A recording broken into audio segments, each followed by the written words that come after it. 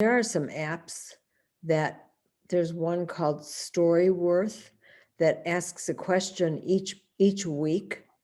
It sends you a question and it records them at the end. It's got this whole, I don't know if it's a book or a tape, but it's really important, especially at our age, to be able to share those stories. And so I have done a lot of hospice work.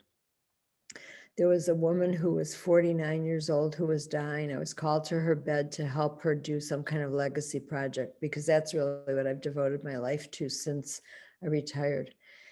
And she wanted to be videotaped because she had a 19-year-old son and she wanted to leave all her whatever stories, messages, life lessons, hopes, dreams. And she was waiting for the hospice organization to send someone with a camera. And her husband was sitting there and he had his iPad on his lap.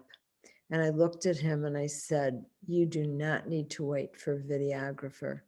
You need to," I said, you can set up this video, this, your iPad, and let Lily start talking, and you can do this." I left. I was there 2.5 hours. It was really heavy. I walked out the next day. 2 days later, George called me, the husband, and said, "You left. I videotaped Lily for 4 hours. The next morning, she went into a coma and she died that night." So we never, ever know. And there's no time like now, and there's no excuse, really. I mean, you've got a phone. You just can record in your phone.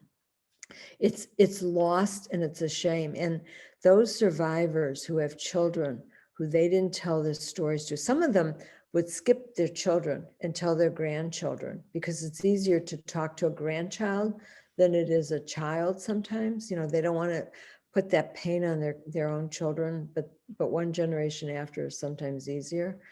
But those children whose parents never told them lost out and really regret it and are really unhappy. And so I think across the board, I think it's a gift we can give our children.